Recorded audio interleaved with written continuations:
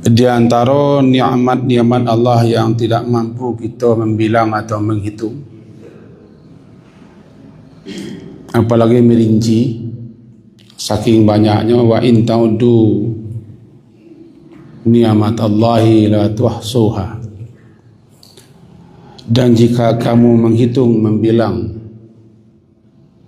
nikmat Allah itu, la tuhsuha, kamu tidak akan bisa menghitungnya, merincinya.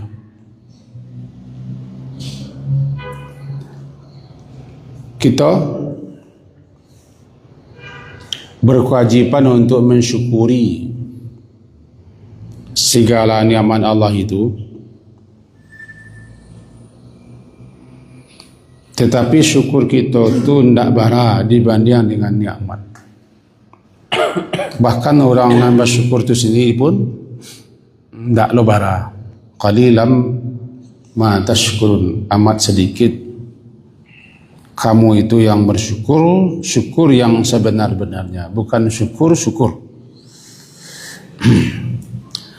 Nah, di antara nikmat Allah itu adalah yang pertama disebutkan siko adalah nikmat malam. Malam dijadikan oleh Allah untuk kita bagaikan libas, bagaikan pakaian yang menutupi kita. Dan tidur subata untuk istirahat, siang hari untuk mencari rezeki. Yang kita garis bawahi adalah an-nauma subata. Dia yang menjadikan tidur untukmu sebagai subata, istirahat.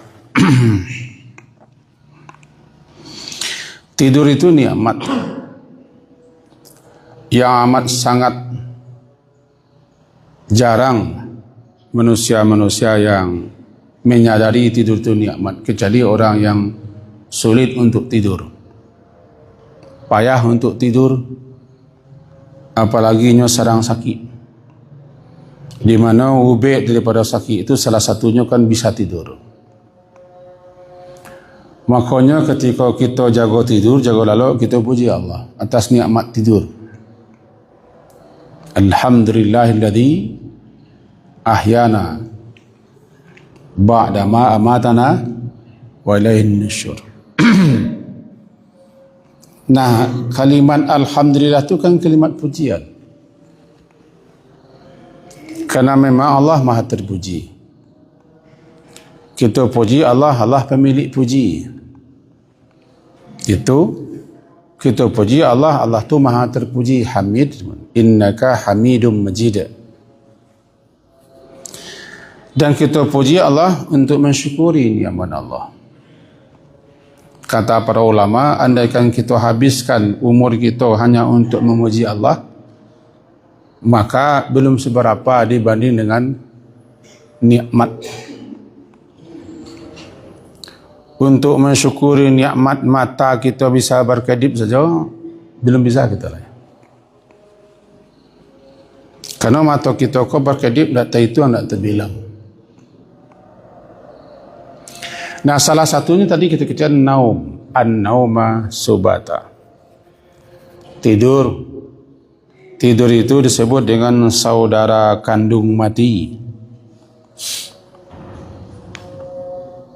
An-naumu akhul mauti. Tidur itu saudara mati. Dan ada orang yang langsung mati mana, hendak bangun leh. Kita nak bangun pagi, alhamdulillah, yang telah kembali menghidupkan kita setelah mati semalam. Dalam ayat lain disampaikan, Allahu yatawaffal anfusa hina mautiha wallati lam tamut fi manamiha. Allah lah yang mewafatkan kamu ketika mati dan yang mewafatkan kamu ketika tidurmu di malam hari. Surah Az-Zumar, surah ke-39 ayat 42. Kembali kita ke kaji tadi. Subata namanya. Dalam surah Amma Yatasa'alun pun ketemu wa ja'alna naumakum subata. Subata sabat itu maknanya terpotong atau putus. Jika maknanya bisa istirahat, dikatakan tidur itu subata karena dengan tidur itu kita bisa terputus, terhenti, terpotong daripada segala aktivitas yang kita lakukan. Jadi orang yang tidur tidak beraktivitas leh, sehingga bisa istirahat dan tenang. Nafasnya pun nyaman, tenang dia. Dan niko para ahli tentu bisa menguraikan bagaimana luar biasanya tidur itu sebagai nikmat. Nah, orang terjemahkan kepada kita tidur itu sebagai bentuk istirahat. Ya, memang untuk istirahat. Nabi menganjurkan kita capek tidur, capek jago. Tapi tidak semua orang lain bisa capek tidur. Dan kita tidak disukai oleh Nabi untuk lama-lama ke tidur, apalagi bertanggang dalam hal-hal yang tidak perlu, yang tidak penting. Tapi kalau ada perlu, ada penting, silakan, tidak masalah. Itu namanya subata. Jadi ada 3 seko: malam sebagai pakaian, tidur sebagai istirahat, siang hari untuk nusyur, bertebaran, bersebaran, mencari rezeki karunia Allah. Fantashiru fil ardi, bertebaranlah kamu di muka bumi ko, wabtagu, carilah karunia Allah, rezeki yang telah Allah sebarkan, tinggal kamu berusaha dan kamu akan memperoleh sesuai dengan berapa kadar yang Allah tentukan untukmu.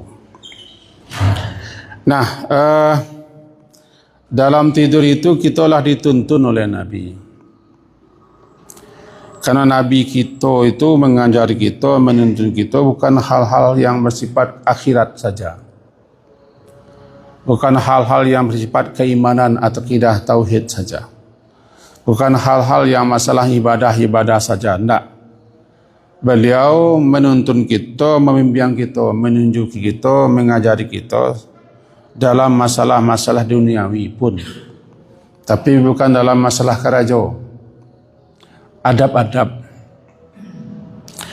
termasuk bagaimana adab kita ketika akan tidur agar kita selamat. Karena siapapun yang menjalankan tuntunan Nabi pasti selamat. Di antaranya sebagaimana yang disebutkan dalam beberapa hadis, kita baca satu misalnya. Suatu kali dalam hadis yang diriwayatkan oleh Imam Bukhari nomor 6294 dan diriwayatkan oleh Imam Muslim nomor 2016. Taraka baitun fil Madinah. Suatu kali di malam hari terbakar sebuah rumah di Madinah. Ala ahlihi, juga sekaligus menyebabkan penghuninya terbakar. Fahudditha bisya'nihim an-nabi sallallahu alaihi wasallam. Maka peristiwa itu diceritakan kepada Nabi sallallahu alaihi wasallam bahwa terjadi kebakaran yang menewaskan para penghuninya. Kata beliau, inna hadhihi nara innama hiya aduun lakum. Sesungguhnya api ini, hadhihi nar, api ini adalah aduun lakum, musuh bagimu. Fa idza nimtum, apabila kamu tidur, fatfi'uha ankum, maka pudurkanlah, padamkanlah api itu ketika kamu akan tidur. Kita pahami sejenak. Beliau menyebutkan, menjelaskan kepada kita, api itu aduwwun lakum, musuhmu. Adu musuh, musuh lakum, musuh bagimu. Kenapa beliau sebutkan sebagai musuh? Disebutkan dalam beberapa syarahan penjelasannya. Antara lain, api itu kece orang awak, ketik menjadi kawan, ladang menjadi lawan. Jadi kalau api itu mengalahkan kita, menguasai kita, maka api itu akan menghabiskan segala-galanya, menjadikan dia menjadi bara-bara dan debu-debu. Ketika itu dia menjadi musuh. Maka beliau mengatakan api itu menjadi musuh bagi kamu kalau sekira seandainya kamu tidak waspada dan hati-hati. Jika kamu pandai menjaga, memelihara, dan bagaimana supaya api itu tetap menjadi kawan untuk mencahayai, menerangi, untuk memasak segala sesuatu yang matah, maka tetap dia menjadi teman. Tapi kalau tidak, habis kamu. Salah satunya penyebab rumah terbakar. Kalau di zaman wakini tentu jarang orang malam hari pakai lampu togok atau lampu sisik atau bahasa kaminya endang, suluh, jarang. Atau pakai lilin. Kini kalau orang lah pakai lampu. Tetapi penyebab terbakaran sebagiannya itu harus pendek. Kata para ahli, selidik, kebakaran. Nah, di antara salah satu penyebabnya adalah arus pendek. Itu tidak sesuai kabel dengan arus yang masuk. Kata para ahli listrik, terjadi kebakaran, menghanguskan, menghabiskan bukan satu buah rumah, bisa melenyapkan berbagai macam hal yang dibakar. Bahkan di Amerika tahun yang lalu 2 tahun yang lalu habis, terbakar semua, ya bukit-bukit habis. Datang pula angin dahsyat menambah kebakaran. Aku namanya adul lakum. Jadi salah satu adab yang dituntunkan Nabi kepada kita ketika kita akan tidur, baik kita memakai lampu togok atau lampu sisik. Lampu sisik itu kan digantungkan di dinding. Lampu togok kan lampu dua. Ada kalaunya dari kaleng susu, dari kaleng sardencisnya orang. Sebab ada membacanya kan sardencis. Atau daripada botol tinta, macam-macam. Lampu togok atau lilin. Nah, tak apa guna padamkan.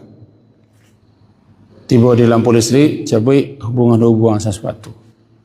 Tetap diperingatkan kepada kita, hati-hati dengan listrik. Harus yang tidak pakai, cabut.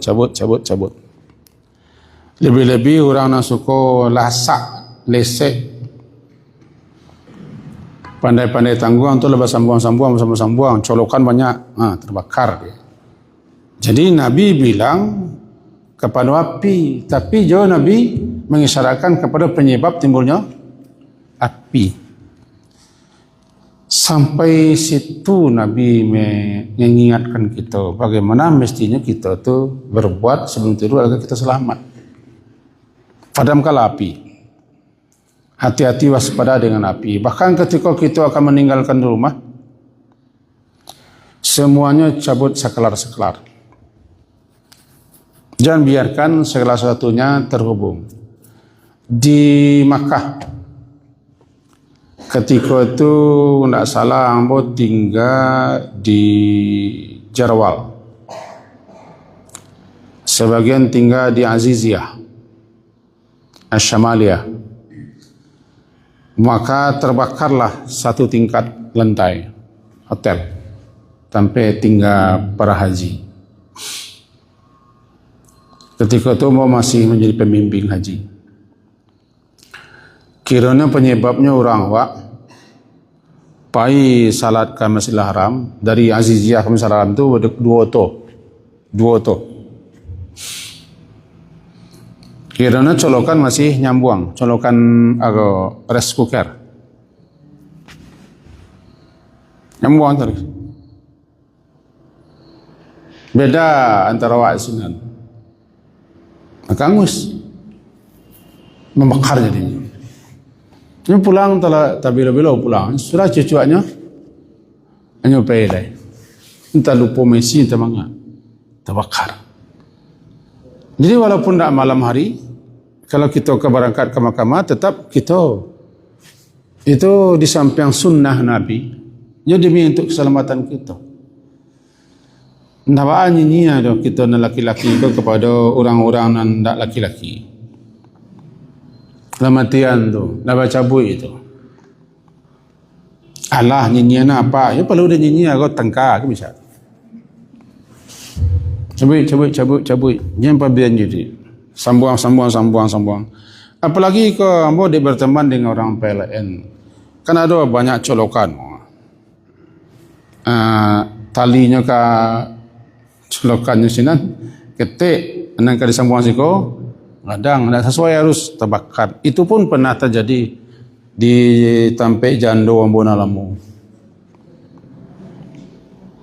Hampir terbakar seorang kah. Karena beliau memakai colokan, ambo memakai untuk komputer, beliau kau memakai untuk menghidupkan mesin-mesin tertentu. Itu terbakar. Wah, bagi situ nyasik je kerja. Dan mau nampak sampai ambil kayu barambah, ya tangan habis mati wak. Ada. Jadi kalau kita nak termasuk orang ahlinya, imaulah ahlinya kau lah sesuai kau. Nak terbakar. Atau nak kecil orang harusnya tak sesuai dengan tali kabel. Iko kan tidaklah lebih daripada peringatan Nabi, api itu musuh bagimu. Jika kamu akan tidur di malam hari, padamkan api. Itu hadis pertama. Dan itu salah satu daripada adab. Yang kedua disebutkan begini. Kalau kamu tidak padamkan api-api ketika akan tidur, maka bisa jadi faisik namanya tikus menghela ko bahasa wakno melo sumbu, dan itu pernah terjadi zaman Nabi. Dalam suatu riwayat mancik tikus itu dihalau-halau oleh setan, menarik sumbu. Dia elo-elonya sampai ke kain untuk selimut, terbakar rumah. Begitu sampaikan dalam sebuah riwayat. Itu makanya kita boleh membunuh mancik kah? Dikatakan mancik itu fuwaisik atau fuwaisikah, binatang yang setiap keluar pasti merusak. Ada 5 hewan, 5 binatang yang Nabi suruh kita bunuh, disebut dengan binatang fuwaisik. Atau fuwaisik keluar. Setiap keluar hewan tu, binatang tu pasti merusak dan pasti bahaya kepada kita. Tidak langsung bahayanya pada kita melalui perantara, asal satunya mancit itu. Dia elo-elonya sembuh, geser-geser sampai ke kain. Kiranya setan malau-lau. Di pesan Nabi kata beliau, fa innal fuwaisiqata rubama jarratil fatila. Bisa jadi tikus itu menghela menarik fatilah sumbu lampu, maka dia terjadi kebakaran di satu rumah. Itu hadis sahih Bukhari. Jadi kita tetap harus waspada, biarlah nabat dah. Jangan nabat aja musuh namanya. Di situ santianya orang awak. Ketek menjadi kawan, gadang menjadi lawan.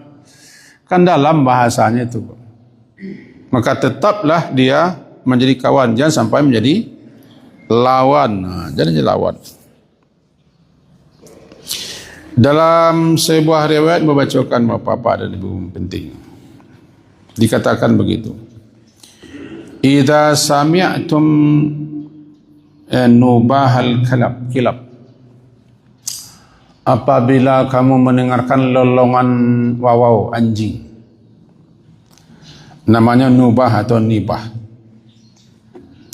Apabila kalian mendengarkan lolongan anjing di malam hari. Karena seringnya anjing melolong di malam hari. Di siang hari lah ilo, tapi dah sampai kakinya biasanya 2 kaki. Hadis itu riwayat Imam Abu Daud dan Ahmad. Imam Abu Daud 5103. Wa nahikal hamir. Dan kamu dengar pula ringkikan keledai atau kuda. Dewa kan tak domek kuda, tapi diorang nak punya lagi. Minal laili, di malam hari. Fata'awadu billahi minasyaitan. Maka berlindung dirilah kamu kepada Allah daripada syaitan. Fa'innahunna, karena ada hewan-hewan tertentu, binatang-binatang tertentu, yarawna ma la tarawun, mereka bisa melihat apa yang kamu tak bisa melihat. Di antaranya wawau. Ketika dia melihat setan bergentayangan, berkeliaran, dia melolong. Dulu kata guru, dan guru tu guru ambolas. Guru akan tak sama. Guru mu orang kampung, guru kawan mu guru orang yang nak di kota tinggal. Jadi mangko anjing-anjing tertentu ketika orang azan melolong. Kau sebenarnya anjing kau ndak sindiran melolong. Kata beliau, ketika azan dikumandangkan, setan itu kan lari lintang pungkang. Sampai digambarkan dalam hadis walahu durat, sehingga tapacu akan tuik setan lari. Di zaman Nabi, kan tuik setan, iyalah masa ada kan tuiknya, kan muka luak dah. Setan tu makan, dia minum, dia tidur, dia kawin, dia beranak, bercucu, setan. Baik syaitan jin ataupun syaitan manusia. Jadi ketika itu walahu durat, tapacu akan tuiknya lari sejauh-jauhnya. Dari Masjid Nabawi larinya sejauh hampir puluh mil. Iblis, karenanya tidak mau mendengarkan azan. Penyebab iblis tidak mau mendengarkan azan ada 3, tapi nanti kita coba jadikan. Nah, jadi setan-setan ketika mendengarkan azan lari. Barangkali termasuk jenis manusia juga ada orang lari. Maksudnya lawah orang azan tu orang larinya pulang. Larinya sampai kini.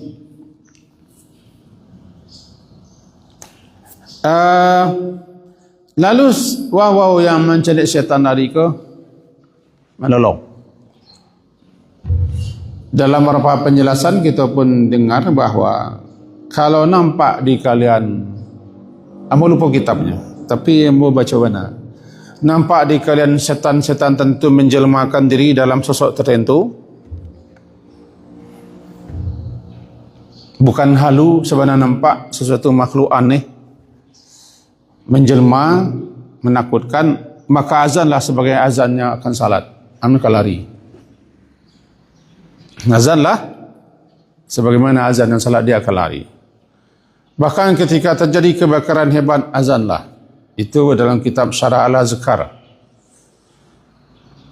Jangan galak orang azan. Ui, orang kebakaran azan kau loh. Jangan begitu loh.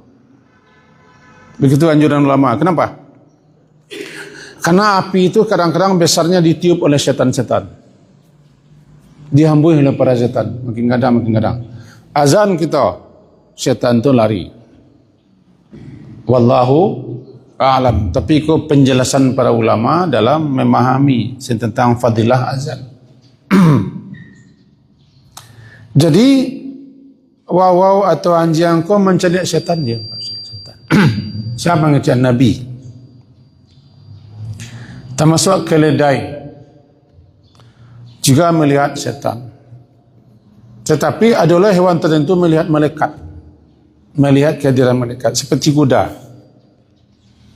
Jadi nampaknya beda antara kuda dan keledai. Dulu ketika salah seorang sahabat membaca Al-Quran,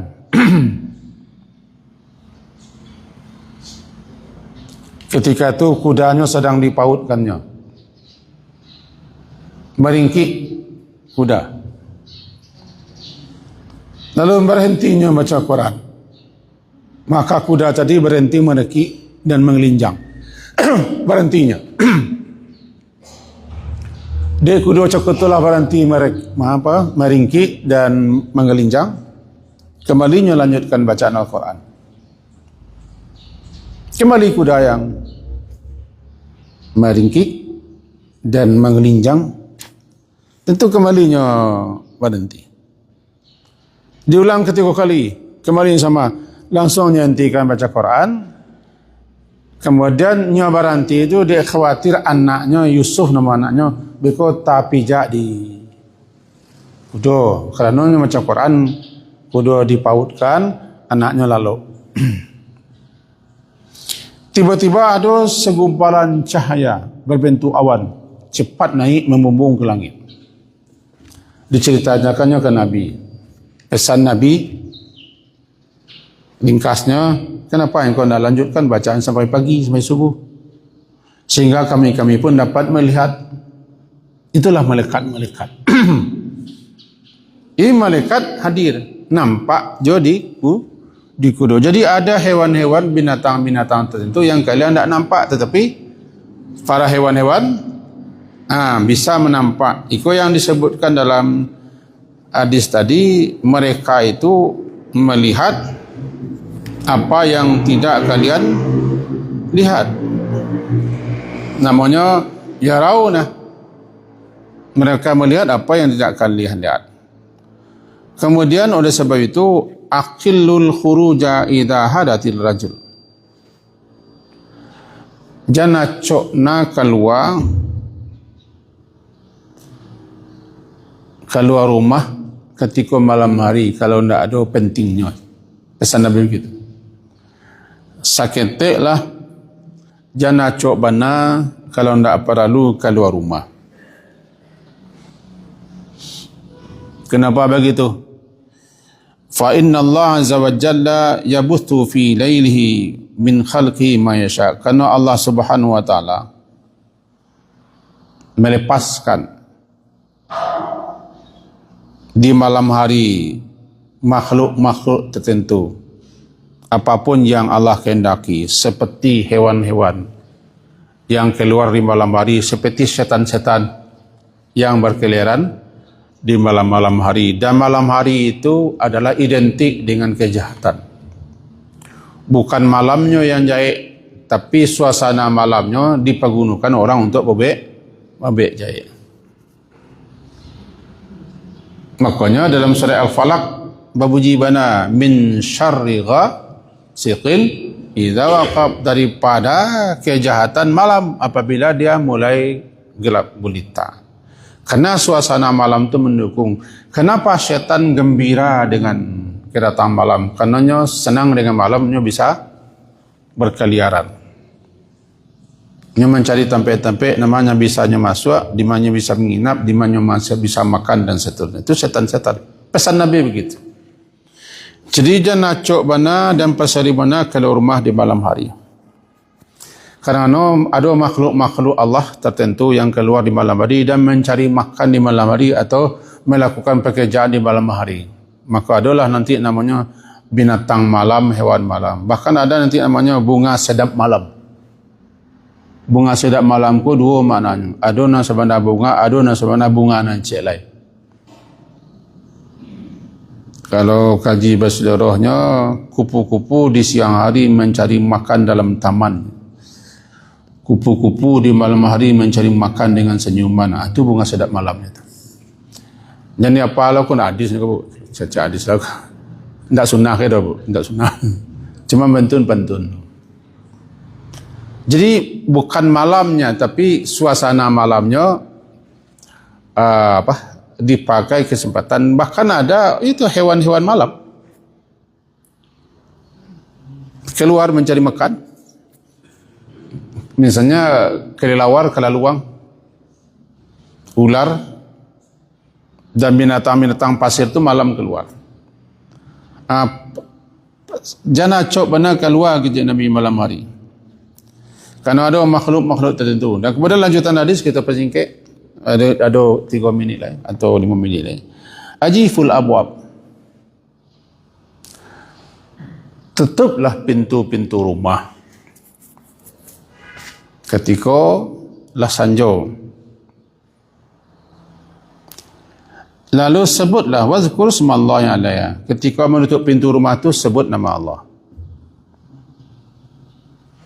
Tutuplah pintu rumah, baca nama Allah. Minimal Bismillah. Dalam hadis riwayat Imam Muslim, setan-setan berkeliaran di senja hari menyambut kedatangan malam. Untuk itu panggil anak-anakmu ke rumah, kufu, tahan di rumah, jangan biarkan di luar rumah. Karena setan sedang berpesta pura menyambut kedatangan malam. Anak-anak kita di luar. Aku nak enggak sulit di zaman kini. Sebab ada anak-anak yang dah anak-anak nan 70 tahun lampau pun sedang sekolah di luar. Abah menyuruh ke rumah. Biko ditempeleng doa banyak. Tapi tetap kita sebagai orang tua memanggil anak pulang. Ke rumah. Japui. Kalau ambo dulu saya suak ketika ketek-ketek ranggai-ranggai itu lidi di belakang. Kalau dah sanjo hari lidi pemangkau di belakang. Cari ya. Alun ke pulang ke lain. Ketika tu bangi mana ke ranggai kini ya baru terasa. Jadi anak-anak sepatutnya sepantasnya tidak di luar. Masuk ke rumah. Sebab yang berkeliaran itu setan. Kecuali orang-orang tertentu. Karena menjelang maghrib. Ini tahan di rumah, siap-siap untuk maghrib. Lepas maghrib, pabialah anak lain. Itu tahan anak-anakmu. Tutup pintu-pintu rumahmu dengan menyebut nama Allah. Wazkur smallahi alaiha. Fa inna syaitana la yaftah. Syaitan itu tidak akan membuka pintu. Syaitan tidak akan bisa membuka pintu baban idza ujifa wa dzukira smallah. Apabila pintu rumah telah ditutup dan dibaca nama Allah. Apalagi kita kalalok di masa kita lalok di dangau di rumah atau di mana tutup salah kalalok kita sebut nama Allah. Kenapa syaitan tidak bisa membuka sesuatu yang ditutup dengan nama Allah? Dan disebutkan bahwa bismillah itu memang sebagai tameng, sebagai perisai yang tidak bisa ditembus oleh setan.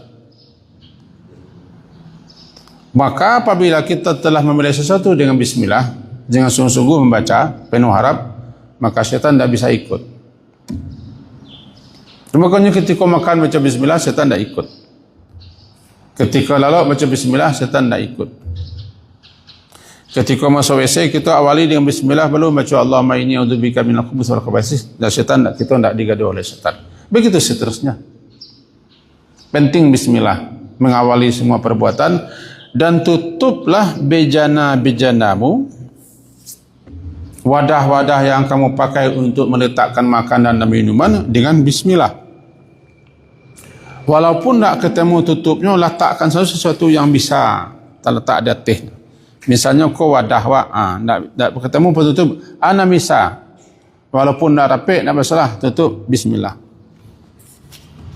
Salik songkok-songkok, tutup bismillah. Jangan pabian tangango. Masukkan kakak yang masuk kotak, tutup. Atau yo songkok. Bismillah. Setan tak bisa membuka. Dan kita tutup dengan nama Allah. Tutup sebelum tidur. Segala sesuatunya sebelum tidur amankan dulu. Baru tawakal. Sebab tawakal itu kan kita baca kalau Allah berkata. Dalam akhir daripada doa malam, kalau tidak doa sesudah itu kita bicara oleh Allahumma inni aslamtu wajhi ilaika. Sampai ke bawah. Itu bukuh sampai ketemu dengan tawakal. Nabi kita menuntun membimbing kita untuk itu semua. Bagaimana kita menjaga diri malam hari. Diawali dengan padamkan lampu-lampu, api-api, termasuk tungku-tungku. Kalau zaman kini sambungan-sambungan listrik. Kemudian juga tutup semua pintu-pintu. Padamkan semua lampu, tahan anak-anak, semuanya dengan baca bismillah. Supaya kamu bisa malam itu menjadi libas, tidur menjadi istirahat, tidak terpanggang, tidak tergaduh, tidak segala macam. Penting.